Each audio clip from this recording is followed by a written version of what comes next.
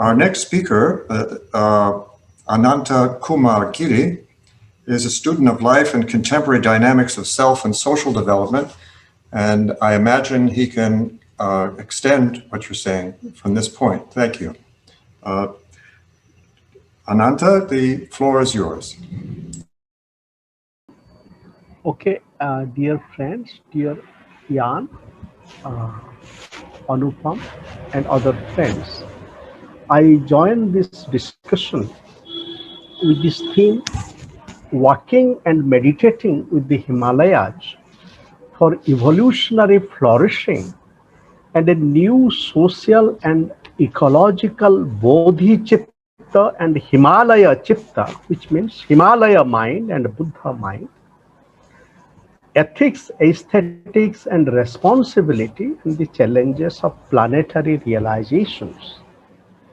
Dear friends, in this theme of ethical responsibility to the Himalayan ecosystem, we are challenged also to open up the existing vision and practice of ethics and responsibility by bringing aesthetics, which we have not so far touched much.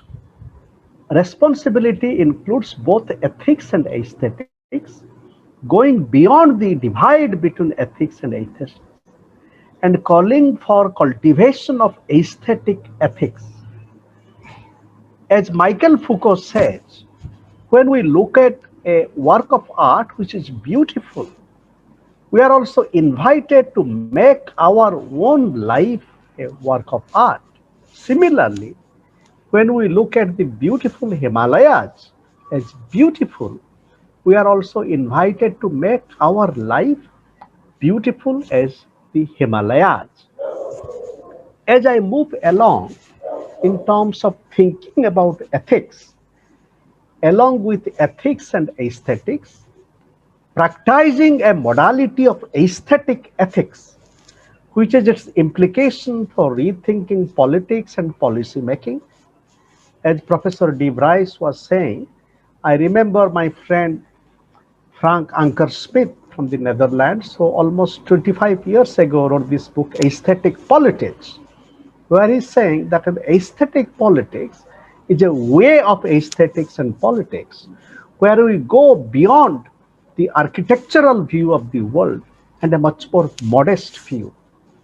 That modesty and humility vis-a-vis aesthetics and responsibility also invites us to practice emerging ethics. Emerging ethics is very different from the kind of prescriptive ethics. And that emerging ethics also is different from emergency ethics, where the state and the dominant actors, as Deepakji was saying, the dominant social careers, they define the world. Another foundational invitation for us, which relates to ethics, poetry, language, and imagination, is that, for example, let us look at our existing discourses of sustainability and classification. As Professor Alamak was saying, that even with hesitance, so he uses the word ecosystem services. But at the same time, dear friends, can we talk about ecosystem gifts and blessings? So these are the foundational challenges which, like the Himalayan system, shakes us and call for a new imagination and new practice. And it is in this context we are invited to make ourselves the Himalayas, embodying the mothering and evolutionary border crossing. In his poem about the Rhine, the great German poet Hölderlin tells us how the wooden bridge connects the two sides of the river in a different way compared to the concrete beach. Philosopher Martin Heidegger challenges us to understand the distinction between the wooden bridge and the concrete beach. In the Himalayas, people have opposed the construction of dam like the Teri Dam by Sundarlal Bahuguna, who was referred to by Anupam Bhai. And I had the joy and blessing to meet with Bahuguna, Sundarlal Bhai, many years ago. And Sundarlal Bhai, Chandi Prasad Bhatt, Gaura Devi, and before that, Sarala Behen, the great Gandhi co-worker, was born in England and came to stay in the Himalayas, in the hills. They had challenged us to realize that what is the significance of forest. They, and it was in the language of the people. क्या है जंगल का उपकार, मट्टी पानी और बयार, मट्टी पानी और बयार, ओ ही जीवन के आधार. What is the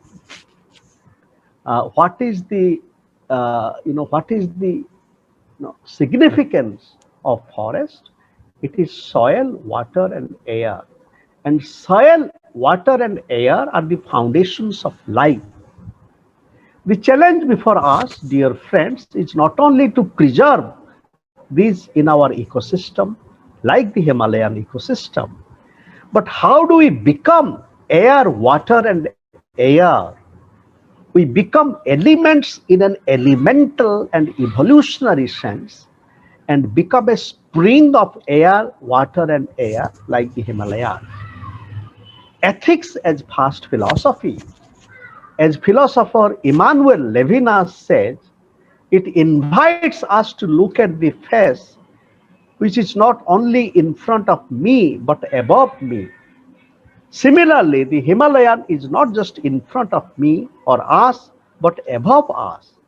And it calls for courage and sacrifice.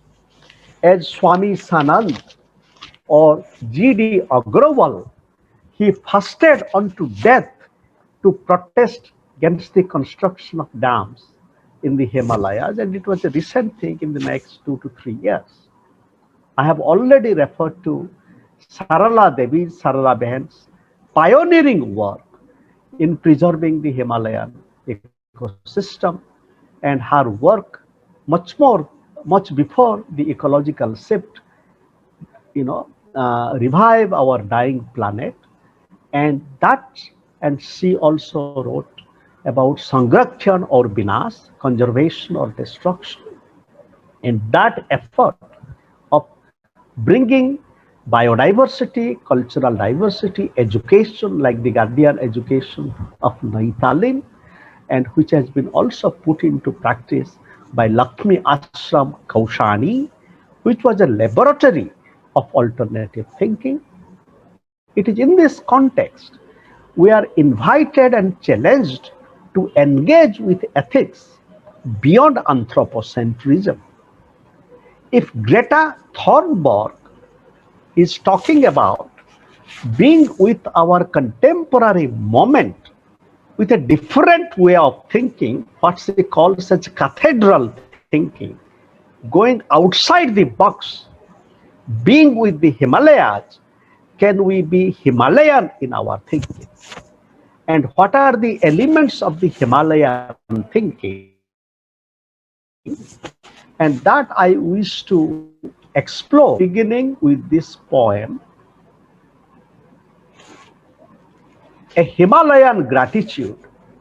O Prajapati, let my soul become a butterfly of gratitude, with and beyond blunders, Himalayan blunders, like the blunders that have been done in destroying Himalayas and our life, that has been presented by my previous co-panelists.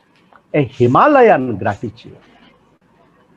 And then it is in that process we create a new peak by bringing our hands together. Your hands, palms of preservance, give me a touch of saintliness, feeling our co-presence, blossoming of holiness in you, me, and the world, sacred music in our conversation.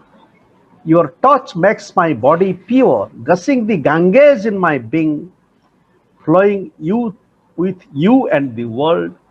Our joint hands together become the peak of a new Himalaya. And then, O hills of beauty, Let borders embrace with love, peace, prosperity, and harmony.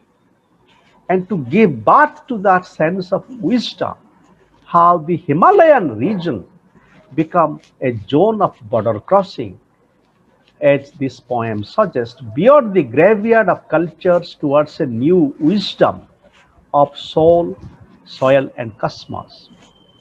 And very quickly, I also want to share that it is in this context we would have to embody a different relationship between the sea and the mountain, and in which we take bath in the sea and climb to the mountain together.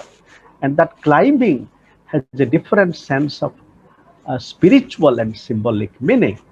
And sea as a base for climbing, a circle for ascent. And here we can bring the idea of the ascent and descent together, which the Himalayan represents. And according to Sri Aurobindo, the great seeker of spiritual evolution, that how we would have to embody both ascent and descent. And it is in this context to relate to the rivers and the mountains in the Himalayas in a different way, as this poem suggests. The dancing river, the singing mountain, the pregnant clouds, whirlpools in our body and soul, mind and consciousness, a new wave and prayer for purification.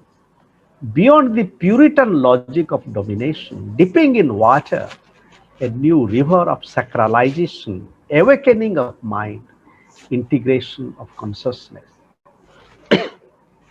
And finally, as we are with the mountain, how do we meditate with the mountain? A different kind of mirroring.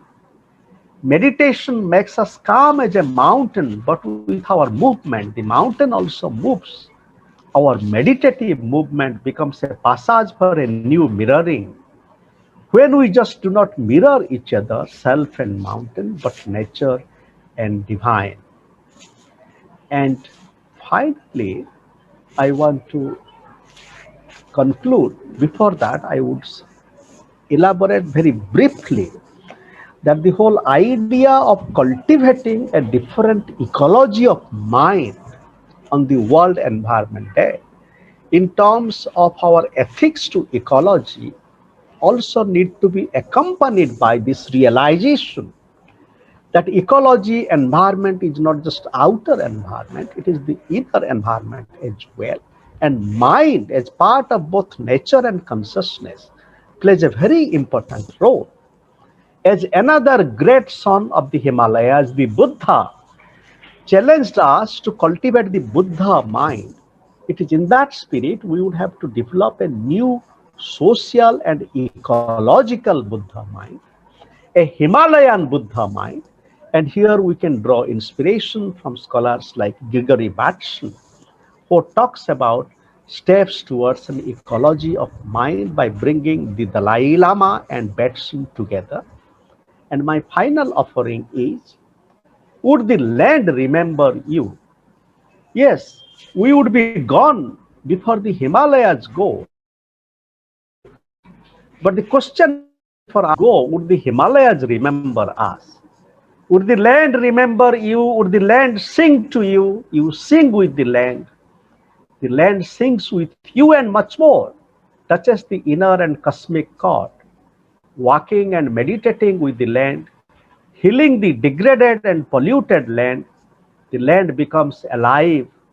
The silent spring becomes singing, a new dance of culture and agriculture, an evolutionary cultivation of soul, soil, and cosmos. As reference was made to the Club of Rome, I wish to submit that this poem is dedicated to inspiring Mamphala Ramphal and another friend of Club of Rome, Rena Sutherland, in a Club of Rome dialogue. So thank you very much.